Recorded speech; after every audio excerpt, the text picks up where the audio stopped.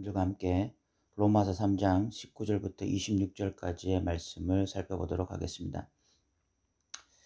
우리는 지금까지 로마서 1장 18절부터 3장 18절까지 온 인류가 하나님 앞에서 타락했다. 이방인들의 타락과 유대인들의 타락에 대해서 살펴보았습니다. 이방인들의 타락은 율법 없이 타락한 상태였고, 유대인들의 타락은 율법이 있는 상태에서 타락한 것이었습니다. 사도 바울이 이렇게 유대인들이 율법 있는 상태에서 타락한 것을 말한 이유, 그 이유는 2장부터 해서 3장 18절까지 유대인들이 하나님의 계시의 말씀인 율법을 가지고도 타락한 그것을 낱낱이 고발한 이유는 19절에 있습니다. 우리가 알거니와 무릇 율법이 말하는 바는 율법 아래에 있는 자들에게 말하는 것이니 이는 모든 입을 막고 온 세상으로 하나님의 심판 아래에 있게 하려 함이라, 이렇게 말씀하고 있습니다.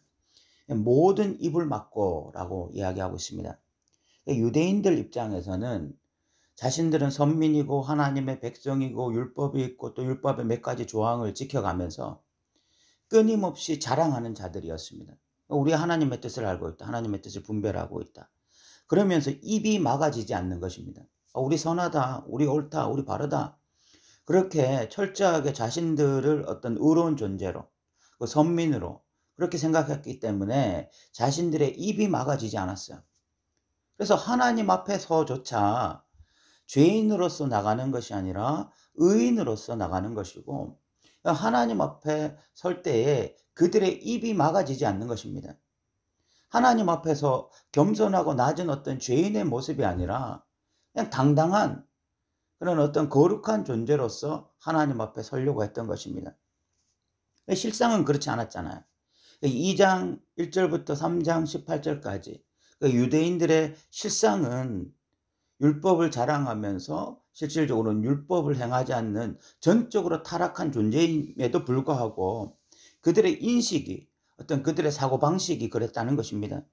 그래서 그들의 입을 막기 위해서 사도 바울이 이렇게 유대인들의 어떤 잘못에 대해서 철저히 고발했고, 그리고 이제 20절에 가면 사도 바울이 그러므로 율법의 행위로 그의 앞에 의롭다 하심을 얻을 육체가 없나니 율법으로는 죄를 깨달음이라, 이렇게 사도 바울이 선언하고 있습니다. 율법의 행위로는 하나님 앞에 의롭다함을 얻을 수가 없다. 이 이야기를 지금 사도 바울이 행하고 있는 것은 하나님 믿을 때에 은혜가 중요하지 행위가 중요한 것이 아니다, 이런 이야기를 하려고 하는 것이 아니라 사도 바울이 궁극적으로 유대인들이 죄인이라는 것을 온전히 드러내기 위해서 이 이야기를 하고 있는 것인데, 그 유대인들이 죄인인 것이 드러나기 위해서는 두 가지가 드러나야 됩니다. 하나가 무엇인가 하면 인간의 한계성이 드러나야 됩니다. 그 완벽한 율법이라고 하는 하나님의 말씀 앞에 인간이 그 율법을 온전히 지킬 수 없는 인간의 한계성이 드러나야 되고, 또 하나가 율법의 한계성이 드러나야 됩니다. 21절에 이제는 율법 외에 하나님의 한 의가 나타났다. 그 새로운 복음, 율법 외에 사람을 진짜 구원할 수 있는 하나님의 진짜 복음에 대해서 이야기하기 위해서는 율법의 한계를 이야기해야 돼요. 율법의 한계가 뭐냐? 율법의 한계는 바로 사람을 구원할 수 없다는 것입니다. 사람의 죄됨에 대해서는 말할 수 있지만 결국 율법의 한계는 사람을 의인되게 만들 수는 없다. 이것이 율법의 한계거든요. 결국은 율법 아래서 신앙생활 했던 유대인들은 이 두 가지 사실을 통해서 죄인으로 판명받을 수밖에 없는 것입니다. 그래서 21절에 이제는 이라고 하는 단어가 굉장히 중요해지는 것입니다.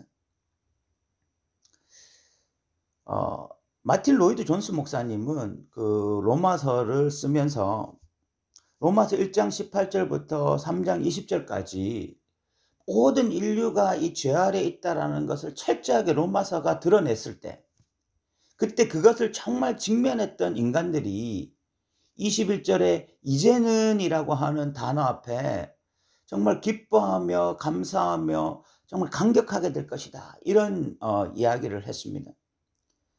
정말 이 1장 18절부터 3장 20절까지가 깊이 묵상되어진 사람들은 21절에서 이제는 이라는 단어 앞에서 너무 감격하게 되는 거죠. 왜냐하면 인간들이 어떻게 해야 되냐.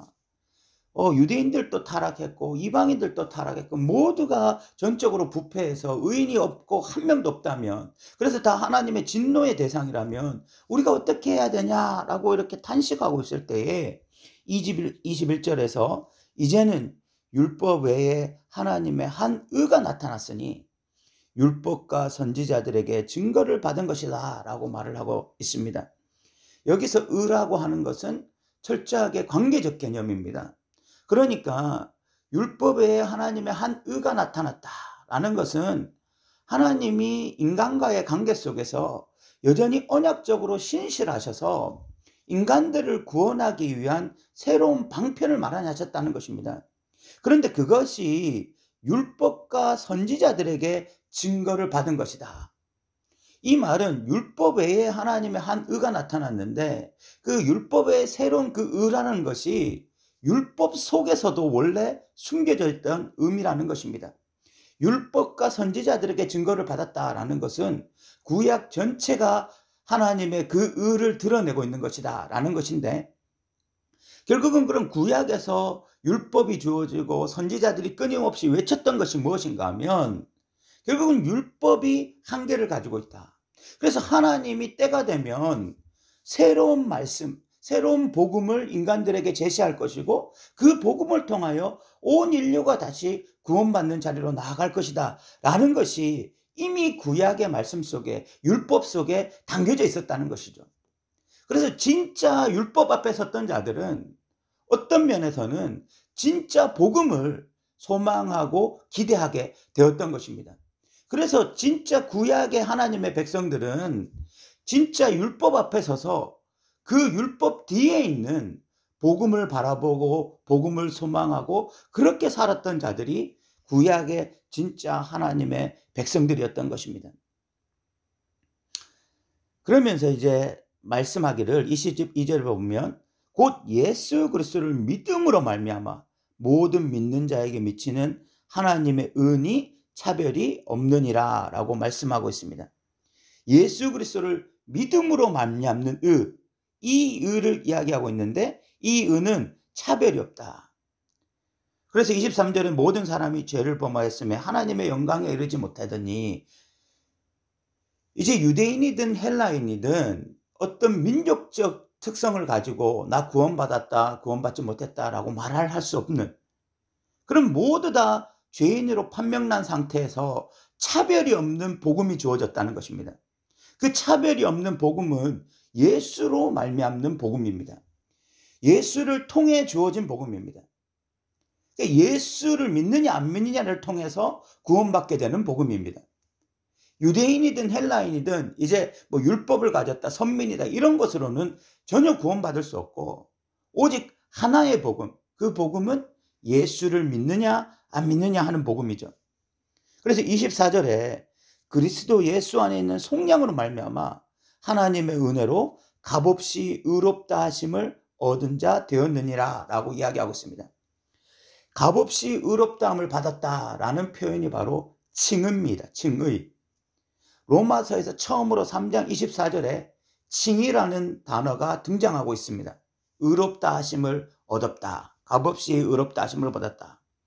예수 그리스도를 믿을 때에 예수 그리스도를 믿음으로 말미암아 의롭다함을 받았다라고 지금 선언하고 있는 것입니다.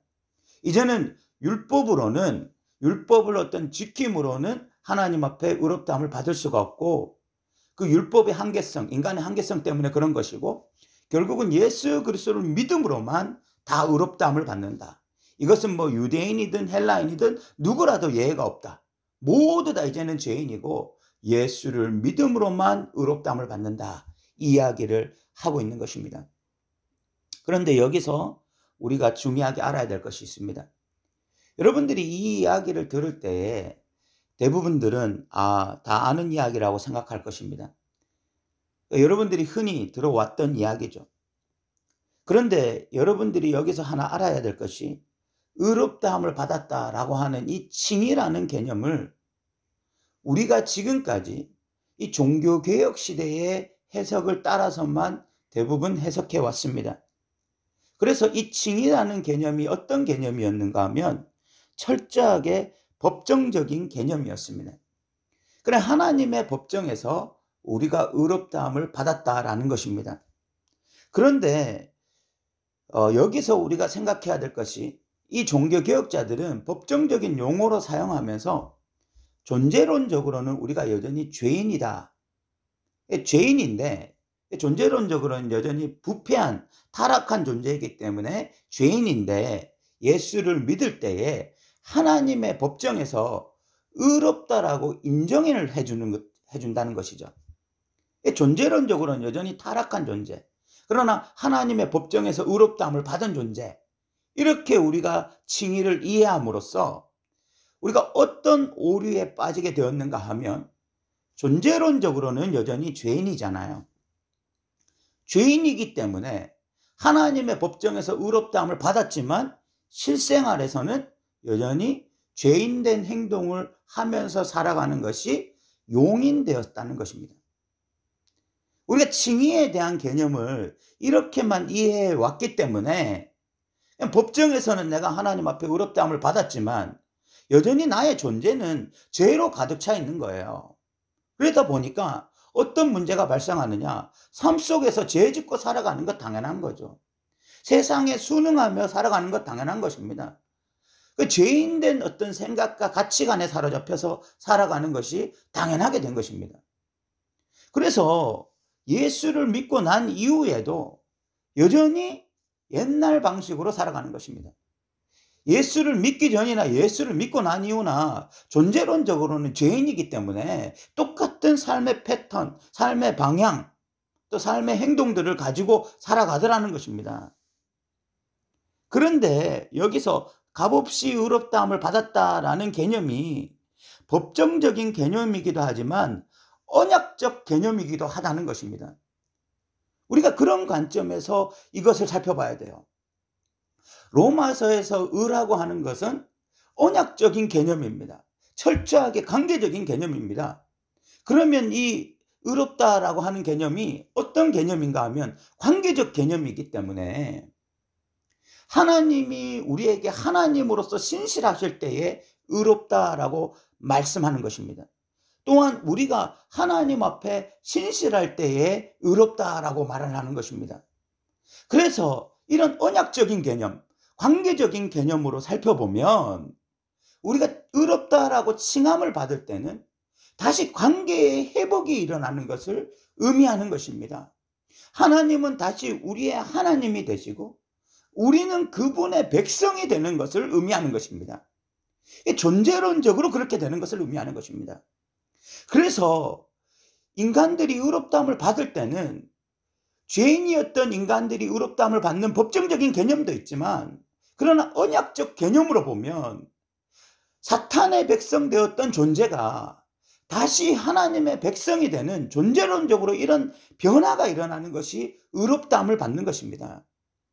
그래서 로마서 5장 1절에는 이런 말씀이 있습니다. 그러므로 우리가 믿음으로 의롭다 하심을 받았으니 우리 주 예수 그리스도로 말미암아 하나님과 화평을 누리자.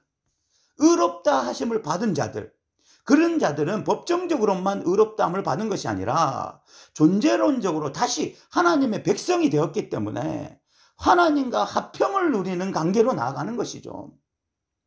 그래서 오늘 24절에도 그리스도 예수 안에 있는 속량으로 말미암아 라고 이야기를 하고 있는데, 이 속량이라는 단어는 경제적인 단어입니다.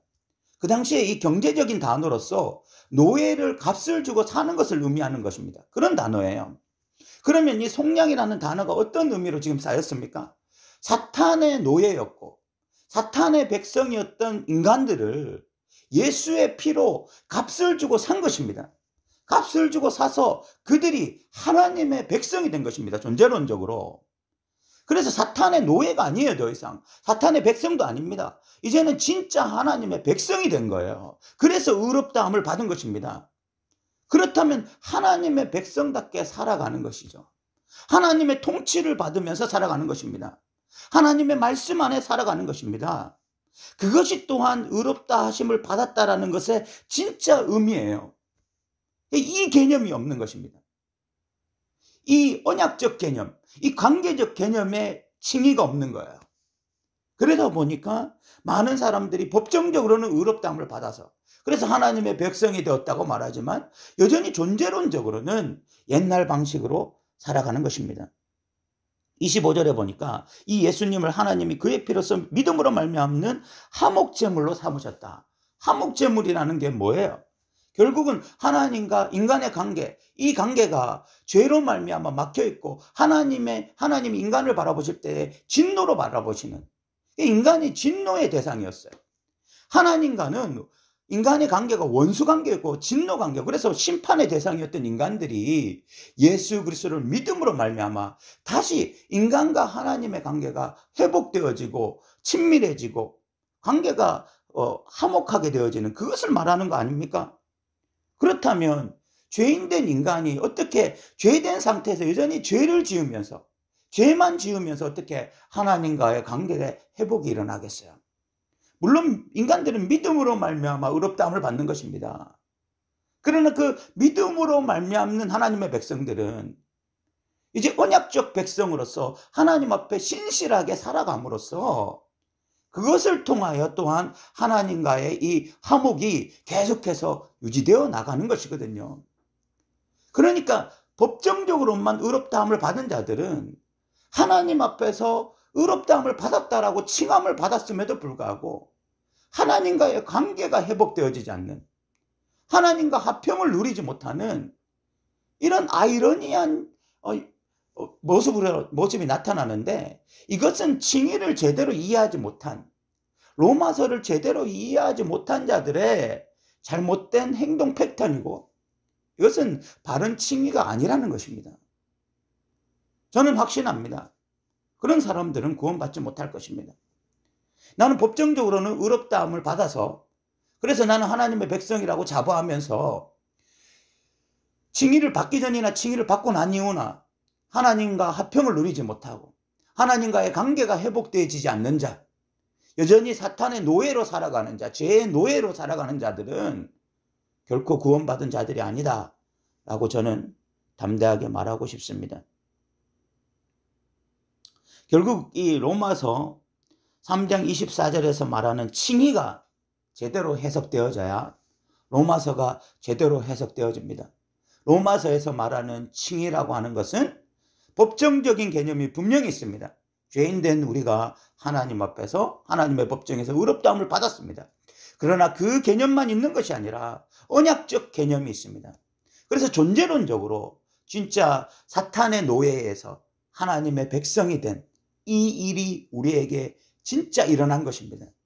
그래서 하나님의 백성으로 우리가 어떻게 살아가야 되는지, 존재론적으로 사탄의 노예에서 하나님의 백성이 되었기 때문에 어떻게 살아가야 되는지, 그 이야기가 로마서 5장부터 8장까지 기록되어 있는 것입니다. 사랑하는 성도 여러분, 여러분들이 이 로마서 말씀이 잘 이해되어지기 바랍니다. 오늘 한국교회 안에 이 구원파적인 구원이 너무 성행하고 있습니다. 법정적으로 의롭다함을 받았다, 예수 믿는다, 그럼 다 끝난 것이다, 그 이후에는 네 멋대로 해도 된다, 네가 어떤 행위를 해도 구원은 흔들리지 않는다, 구원은 사라지지 않는다, 그렇게 이야기하면서 다시 세상으로 돌아가는 사람들이 너무 많이 있습니다. 다시 세상 것을 얻기 위해서, 세상 것을 추구하기 위해서 먼저 그의 나라와 그의 의를 구하지 않고 살아가는 사람들이 너무 많이 있습니다. 그런데 우리가 1장 18절부터 3장 20절까지 살펴본 것이 무엇입니까? 하나님의 진노가 모든 인간들 위에 있다는 것입니다. 그러면 어떤 의미에서 인간들에게 하나님의 진노가 임하게 되었습니까? 그들이 예배의 대상을 바꾸고 진리를 거짓 것으로 바꾸고 순리를 영리로 바꾸고, 그리고 말씀이 있다고 하면서 율법이 있다고 하면서 율법을 자랑하면서 실질적으로는 율법을 행하지 않는 그런 죄된 모습으로 살아갈 때 그들에게 하나님의 진노가 있었습니다. 그런데 하나님께서 그런 자들에게 이제는 이라고 말씀하시면서 참된 복음, 예수 그리스도를 믿음으로 말미암는 의로움을 얻게 됨을 선포하셨습니다. 그러면 그 예수를 믿게 되어서 의롭게 된 자들이 다시 하나님의 진노의 모습인 예배의 대상을 바꾸고 진리를 거짓 것으로 바꾸고 그리고 순리를 영리로 바꾸면서 우리에게는 성경이 있다고 하면서 성경의 말씀과는 전혀 동떨어진 삶을 다시 살아가게 된다는 것이, 이것이 어떻게 논리적으로 맞는 이야기일 수 있겠습니까? 그런 진노의 대상에서 참된 복음을 통해서 그들을 구원했다. 그래서 이 새롭게 의롭게 되는 방법을 복음을 통해서 하나님이 제시하셨을 때에 그 복음을 진짜 받아들인 자들이 다시 하나님의 어떤 진노의 대상으로 돌아간다는 것이 어떻게 가능한 이야기일 수 있겠습니까? 그런 이야기를 로마서에서 하고 있는 게 아니지 않습니까? 그러면 진짜 이신칭이 믿음으로 의롭게 된 자들은 어떻게 살아가겠습니까? 그 이야기가 로마서 5장부터 8장까지 잘 나타나 있습니다. 우리가 로마서를 정말 잘 이해해야 됩니다. 이 구원파적인 구원이 지금 한국교회 안에 이렇게 정말 이 쓴뿌리처럼 이렇게 널리 퍼져 있는 이런 상황 속에서 진짜 로마서에서 말하는 이신칭의의 개념을 분명히 제대로 깨달아서 정말 로마서에서 말하는 그런 구원받은 자답게 살아가는 그런 삶이 우리 모두에게 있기를 바랍니다. 오늘 또 들어주셔서 감사합니다.